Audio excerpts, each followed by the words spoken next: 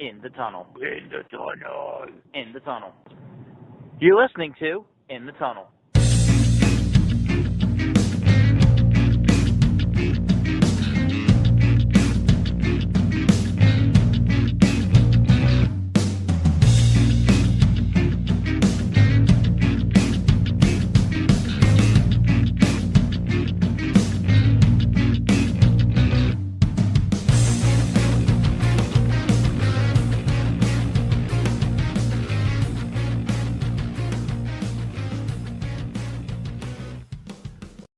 Hello and welcome to In the Tunnel, episode number 80. Number 80. Yeah. Eventually, we're going to make it to 100. It's going to take a long time to get there. Nah, I mean, at this rate, what is next year? Oh, yeah. Mid next year. Yeah. By the time that people come to the realization that maybe they should get the coronavirus vaccine instead of just conspiring about it, at that point in time, we'll be up to 100. Yeah, okay. Maybe slightly before that time. Alright, anyway, let's get straight into it. First things first, the NFL, like we normally do Yes. on our podcast. Let's go over last week's standings. Things to note, the Steelers are no longer undefeated. Yeah, well, when you can't run the ball, you don't really deserve to be undefeated. Yep. I don't know how the Patriots did it all those years where they basically didn't run the ball. And they seemingly did just fine, but yeah, but like their receiving core was just like always performing. No, it wasn't. It always performed as a group. Yes, but never as a group. individual. I didn't say a single a single name. As a group, it was there. I mean, Randy Moss that one year, I guess, but like other than that, it was not. No, it was not. There was nobody that like splashed out on their receivers, but it's not like it didn't exist as a group. Oh, yeah. No, you're right. Anyway, yeah, so we're finally getting to teams clinching playoff spots. So right now that is the Saints and the Chiefs, if I'm not mistaken. Saints and the Chiefs? Mm-hmm. Yep. Yeah, Saints, the Chiefs are the only other team at 11-1, and the Saints at 10-2. And then the Raiders are somehow, I think, in wild card talk, despite the fact that they needed a Hail Mary to beat the Jets. Yeah.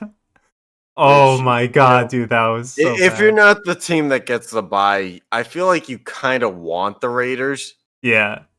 Because, like, you have no idea what you're getting. But, like... Actually, you kind of do, and you kind of don't want the Raiders for that same reason. Because on the off chance that you know you're getting the Raiders that played against the Jets. Now, I don't know the Raiders' schedule, but if by chance they close out the regular season with a trip to Jacksonville and barely win that, you probably don't want the Raiders the next week in the playoffs. Yeah. That's just a theory. Again, This is all just, there's no truth to if they're playing Jacksonville right now that I'm aware of.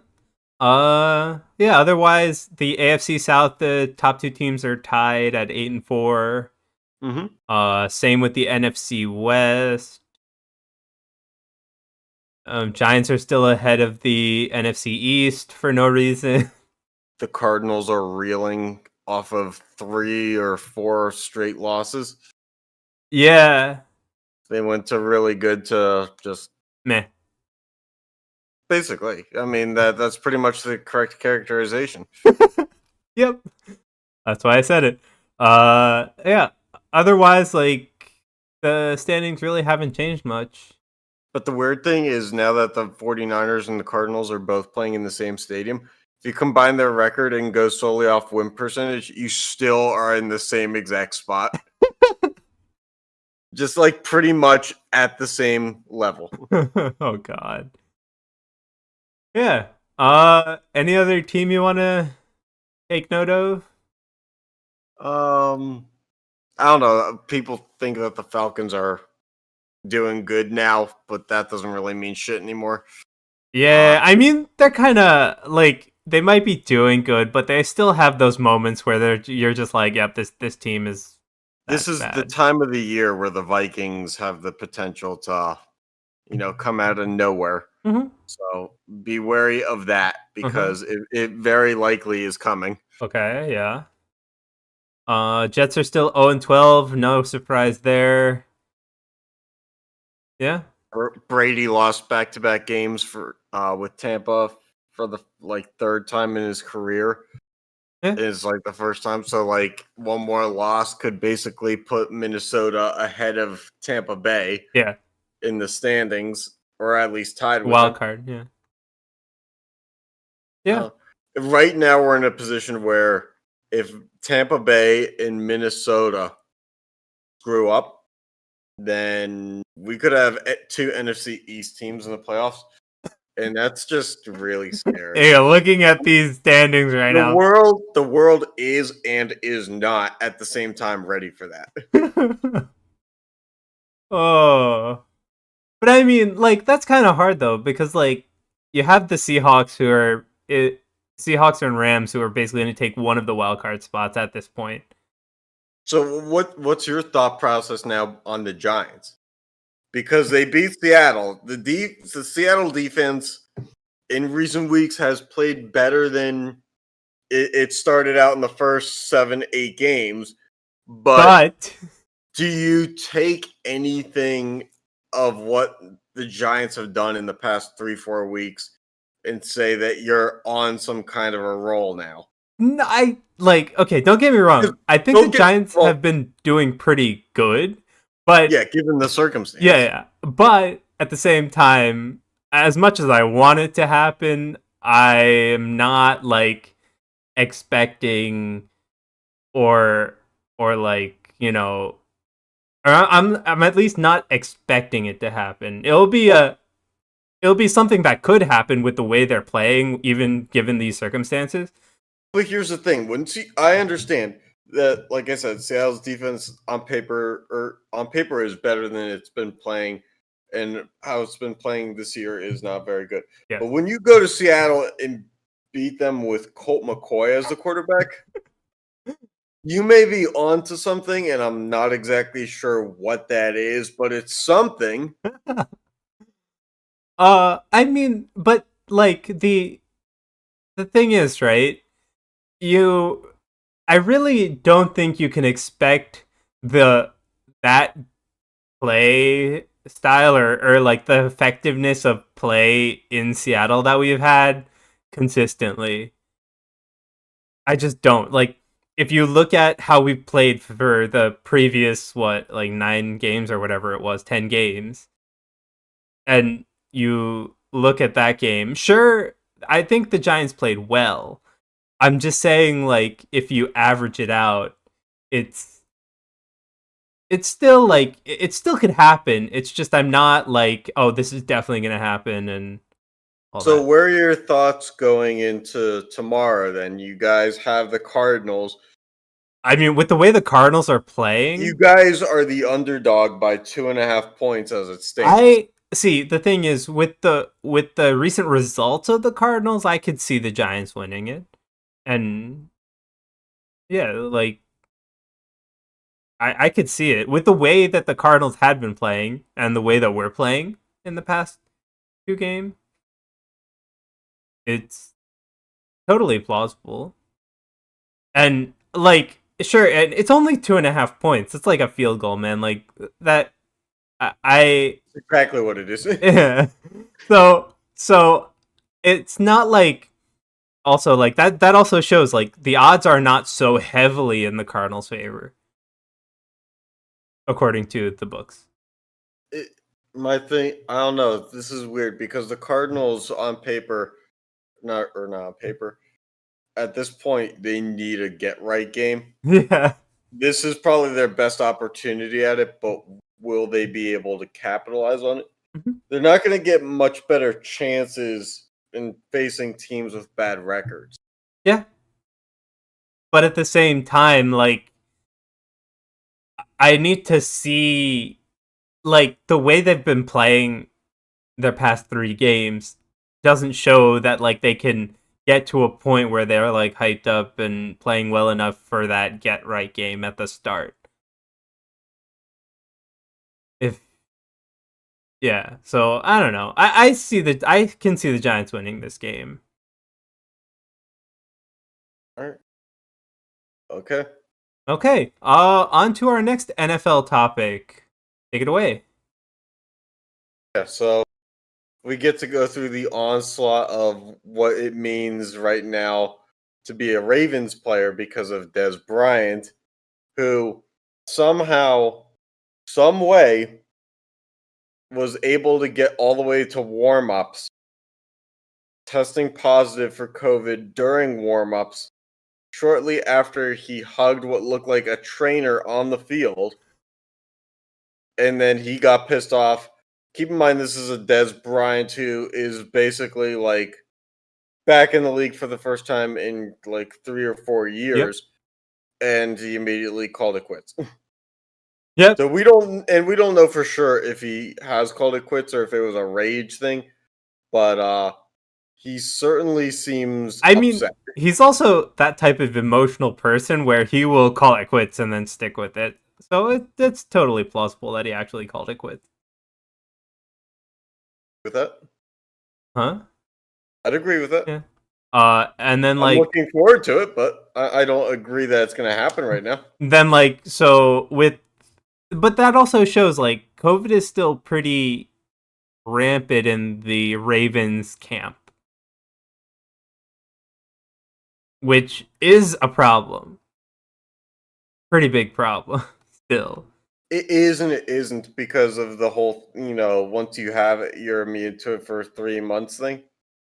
Yeah, but like that. Look, they had like 20 plus guys on a 53-man roster have it already. I know, but that's But only half the team can get it again. Yeah, it's Like worst case scenario, they have an outbreak as big as the one that they already had. yeah, but that's still a problem. Because Like the thing is, their starters get to play this time. But the point is that like if you have 20 people have it, right? It doesn't matter. You still have another 23 people that can get it, and then you're still rotating in other players.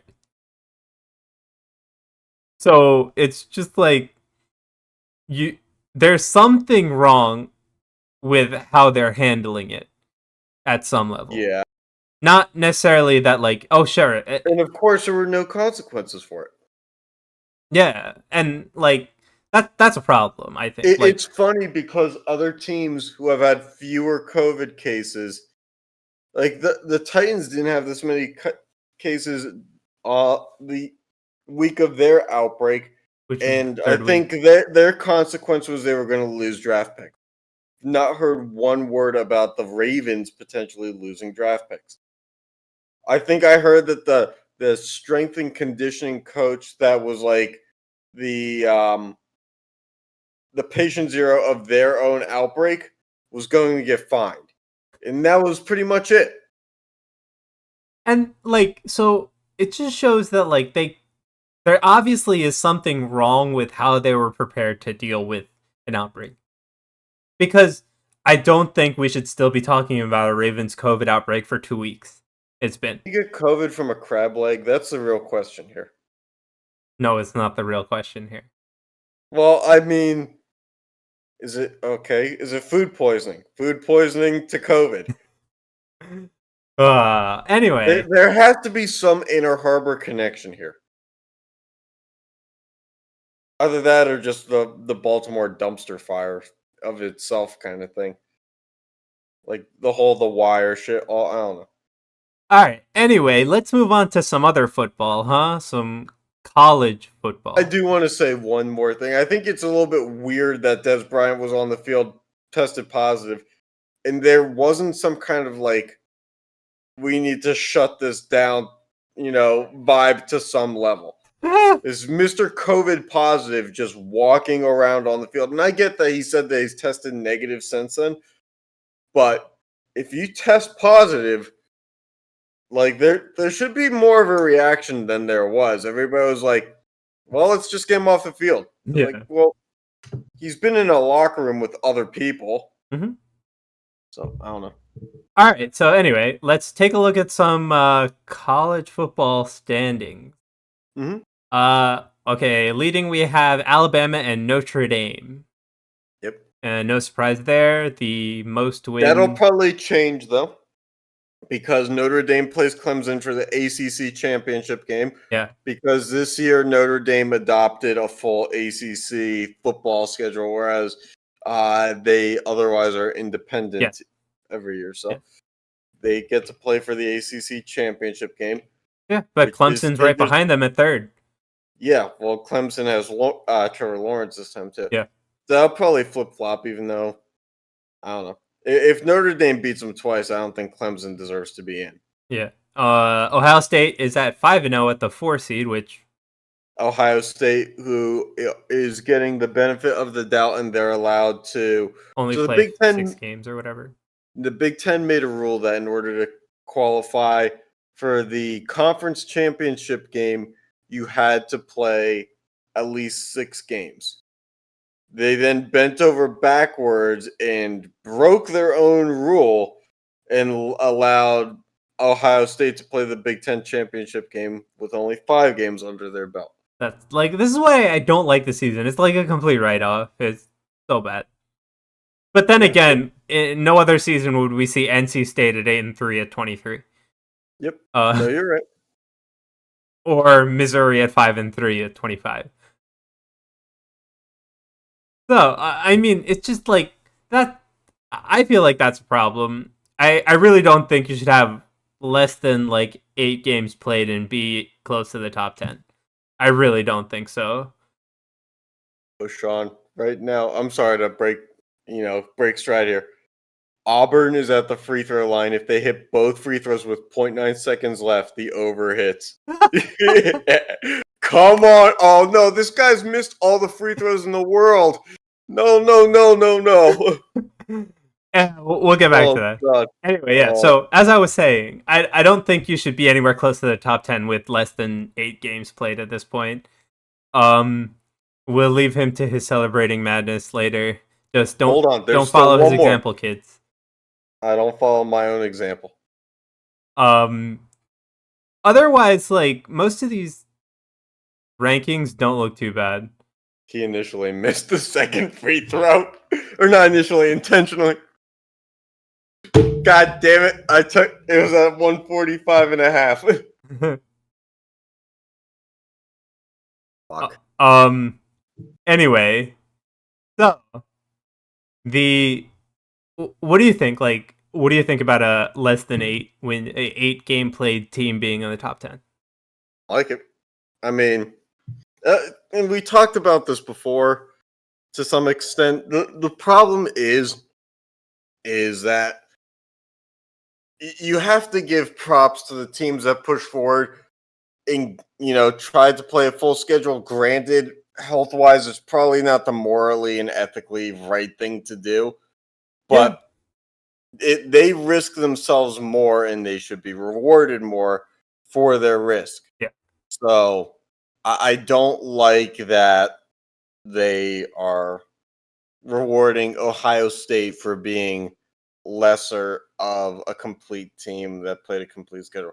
And granted, they were supposed to play at least a 6-game schedule. It's not completely on them for what has happened, but at the same time, it's 5 games. Even the normal season, that's so low of a number. And I understand that we're supposed to play 6, but then everybody just bends over backwards for them anyway. It's kind of annoying. Well, yeah, I don't like that the Big Ten as a conference has flip-flopped so much either. Yeah. Because they decided that, hey, we're not going to do football, then we are going to do football, but we're going to do 6 games. But we're going to, say you have to play all 6, then to change back and forth. It was you at some point, and this is so weird because in sports it doesn't seem like this, a commissioner as they initially did when they said they weren't going to play. At some point, somebody has to make a stand and actually commit to it. Mm-hmm. And in sports, that seems to like not happen a lot. Yeah. But you really need more.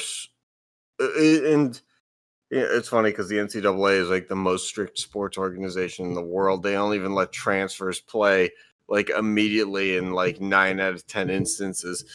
So it's if you're gonna buckle down, you buckle down. You don't buckle down and then say, well, except for the guys that bring in the most viewership. Yeah. Right. The NCAA profits off their name, so you can't bend over backwards to their players who you are not paying. Yeah. It doesn't make sense as a business model. Anyway, on to the other college sport. Some college basketball. All right, so recently there were a ton of game cancellations and postponements. So right here, pretty much every day that there's been a college basketball game, there's been postponements. Yeah, but yeah, right here on like if you're watching the broadcast, we have 10 games that have either been postponed or canceled. Yeah, on here. At least, yeah, 10 games, and that's a lot. Like it's getting to the point where this like what's gonna happen with their season, because it can't keep going like this. Sorry, the University of Illinois has a player with the last name Cockburn, and I just think that's worth noting. Okay, anyway, moving on. So, yeah, so we just wanted to bring this up because, like, if we look at both the NCAA for football and basketball, basketball has had 28 games postponed as of today, December 12th. No, that's today. Today. Oh, on today. Ooh. Yeah. And then NCAA football has had 9 games postponed today. And 2 teams have declined their bowl invitations, which are Pitt and Boston College. So, yeah. And this is probably going to be a wave that you'll see more of, I think, because COVID is so uncontrollable. And unfortunately, because of all these bowl games are sponsored heavily, too. Yeah. The problem is their endorsers and sponsors are going to lose a lot of money, but a lot of the bowl games probably aren't going to get played this year. Yeah. Because of COVID, I think, and from what I've heard is, I think the Boston College head coach, his team declined it on the basis of they'd rather the best gift that they can give their players right now is to be able to see their family instead of COVID and then spend even more time like isolating, quarantine. Yeah. So just not worth it. Yeah, that's a fine decision. Like it's a decision that everybody's gonna have to make. So I commend them on making it. And getting back to the money thing, it is the decision that is going to cost the NCAA money, but Yeah, but I mean, like we're getting to the point where it's getting pretty bad in a lot of places. You're seeing cases spike up in a lot of places, so we'll see what goes on. Yep. Especially as it gets like colder out and like the standard flu and all that starts coming. Yeah, did you get your flu shot, Sean? No, I gotta go get it. It's not good. Yeah.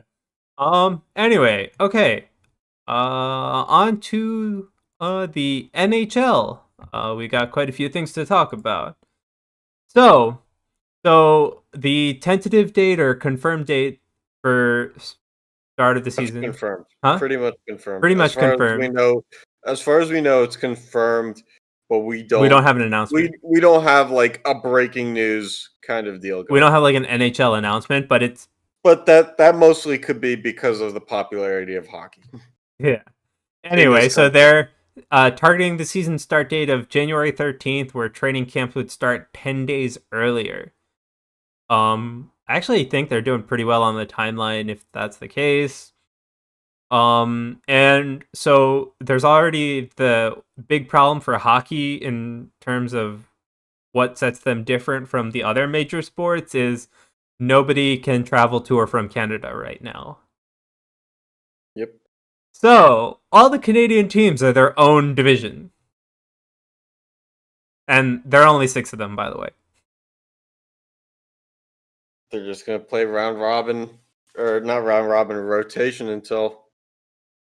I mean, I guess it's good that you don't have an 82 game season. Yeah. If you just play the same, well, there's only 6 teams, so you only play 5 other teams Yeah, for but 56 games. Did they confirm 56 games? I thought it was going to be in the 40. I thought it was somewhere in the 50s. Oh, okay. Well, I could be wrong, but yeah, Let me I look could have that up. seen wrong, but yeah, because it's going to be if they have to play, they're basically going to play each team 10 times or 11 times. Which, I mean, if I was a hockey fan, like in Canada, that's actually pretty cool. But like, you're going to see the same game 11 times, man. Right?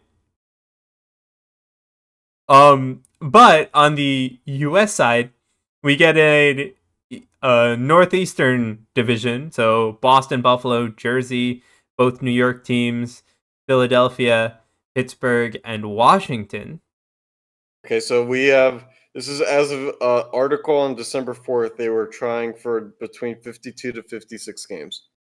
Okay, but we also know since then they've pushed the season back 2 weeks. So yeah, I mean, even 52 games, you're still looking at playing every team if you're Canadian 11 times or 55. Yeah. So Either way, still enough to be like every Canadian matchup is indeed a rivalry, yeah. which for the first time in many years is true. Yeah. But yeah, so we get in. So as far as we're concerned, we're in the same division for this year, though. Wait, hold on. We have from NHL on their website. Oh wait, now it says this is from October 6th. Never mind. No. Google says that this was from 13 hours ago. This says it's from October 1st Yeah. or October 6th. Never mind. Disregard. Sorry, I thought I had breaking news. Okay. Anyway, so yeah. Anyway, we have an northeastern division where Pittsburgh and New Jersey are in it. So Same as all. yeah. Same as always. I mean, they're basically Name a year where they weren't in the same division. well. I mean, the thing is, right? They're basically combining the Metro and whatever. Like, what are they? The Atlantic or the Atlantic, the Southeast? I don't even remember. But yeah, they're basically combining the 2 North divisions that don't have or without the Canadian teams, and the Southeast is basically just adding Chicago and Detroit from the Midwest and Columbus. So good luck with that.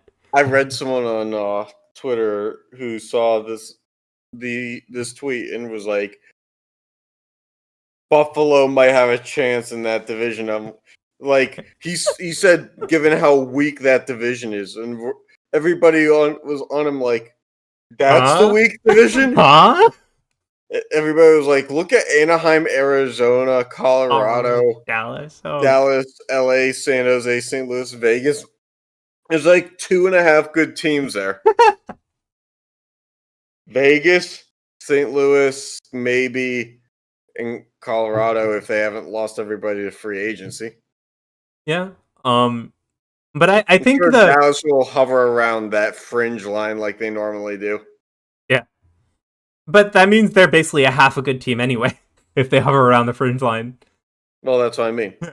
But yeah, like the top 2 divisions actually are like, especially with the amount of teams in them, that those are going to be pretty cool games to watch. And then the Canadian matchups are going to be really cool to watch too for the first like 3 weeks, and then it's going to get really boring. Yeah, and then at the end of the season, it's going to be amazing. Yeah, because of the physicality. The thing is, right?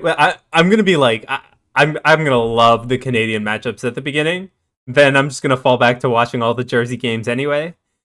Exactly. And then at the end of the season, those Canadian matchups. Oh yeah. Oh yeah. And then the playoffs are going to be like any if you get any Canadian versus Canadian team matchup in the playoffs, has the opportunity for like the taxi squad to be like 45 players deep I mean, because everybody's just going to get beaten up. the problem with that becomes like, okay, so if I'm reading this correctly, you're probably going to see 2 teams per division come into the playoffs and have like an 8-team playoff. At least that's what it should look like, right? If they align it this way, I think. There's only 4 divisions. How they can? Oh, 8? never mind. 2 times 4 is 8. Yeah. Yeah. No, but But so then they're just doing an NHL total 8 team. yeah, I'm saying for the playoffs, like They're scaling back the playoffs by half for the teams. yeah, that, or would they go back to 12? See, the problem with going to 12 though is half 12. the Canadian teams make it. No, it was 16, not 12. I don't know, but like, how do you see the problem with going to 16 though? Is you'd basically be taking 4 from each division, right? Because you like right now with the way it's lined up, like the Canadian teams aren't going to play anybody else. So you're basically like each of these divisions are only going to play each other. Just go March Madness style. Give us 1 versus 16. But the thing is, right? Like, how can you say out of 6 teams 4 are going to make it? I mean, and then out of 8 teams 4 makes it, right? So like these divisions aren't aligned for like. There is no good answer yes, here. Exactly. This is the logistical obstacle that you deal with when, like, it's not like they were going to put more teams in Canada to level the playing field. Oh, yeah. No, I agree. Like, those teams are already there. You have to do with what you have. Yeah. So, it's easier to say the system is unfair, but for this year we deal with it, than it is to say, well, the teams are unfair and we're going to deal with it. That's not what I'm saying. I'm saying the system, like, the way that the playoff teams, if they go for 16, are going to be decided by taking like the even amount from each division, which is probably the way they would do it, is not really fair. And that's all I was bringing up. I mean, fair is out the window at this point. I really don't know. I think the Canadian teams are at such a disadvantage in that they only are playing against each other for a whole season, that if they competitively, because for scouting reasons, they are going to, by some point in time, have the others figured out to a point where either everybody's going to be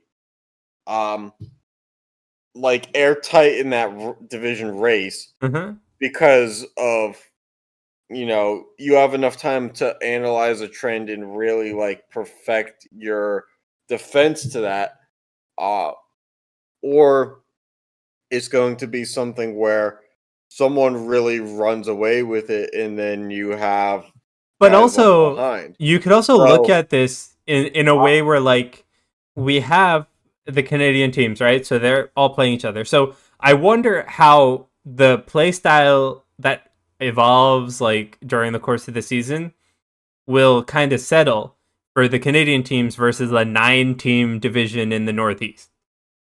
My theory or my feeling is, if point wise it's airtight, then I'm fine with saying, if you're going to do 16 teams, do a wild card system and send 2 out of each division and then 4 wild card teams. Because at that point, you need to send 8 wild card teams, right? No, 4. Because you'd have 2 division automatic bids. 2 per division makes 8, so you're still missing 8.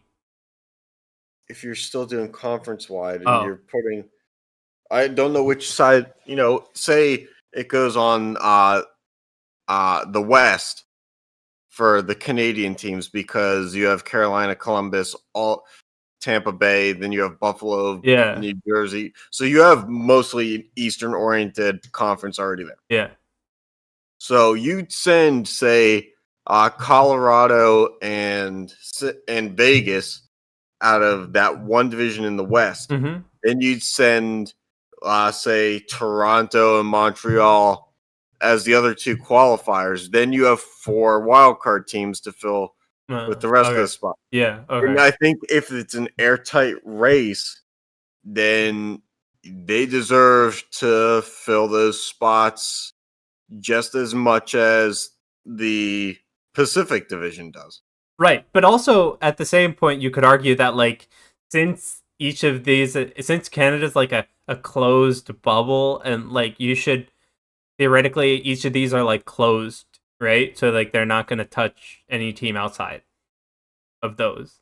In theory, you should just take an equal number of teams from both because you can't really compare them against each other.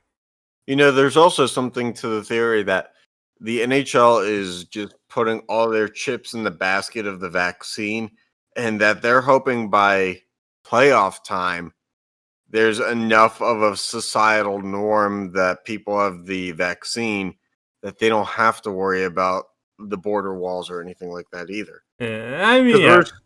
You're still looking at like a May to July kind of, or May to June playoffs. Yeah, and I think we're all expecting that.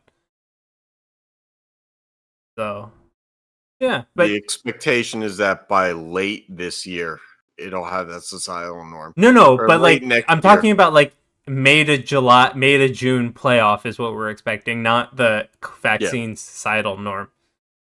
But I don't know. It's weird too because if the East, if you're gonna do it one way on the East, you have to do the same thing on the West. But also, if the thing is that if you look at the East and you don't put any Canadian teams in the East for playoffs because of this, then how do you? If you're putting 8 teams per conference, how are you going to do playoffs? But also this conference thing, right? We have 9 teams for the Northeast, and then you have 8 teams, if I'm not counting wrong, for the Southeast, I'll say. So that's 17 teams, right? And then you have 8 plus 6, right? 14. That's 14 teams. So that's also like a larger distributional difference than we normally have in the 16 to 15, right? Yep. So, I mean, like, I just want to see some hockey again, so all this is speculation, and we're just trying to have fun figuring it out, but... My brain's starting to hurt. Yeah, anyway, yeah. But, like, yeah, we're both excited for hockey again. Can't wait to start watching it again, even though it'll be in a month from now. Mm-hmm. Anything else? Anything you want to leave us off with? I do not have anything else on the brain right now. All right, well, it was a shorter one than normal today, but thanks for tuning in, and catch you next time.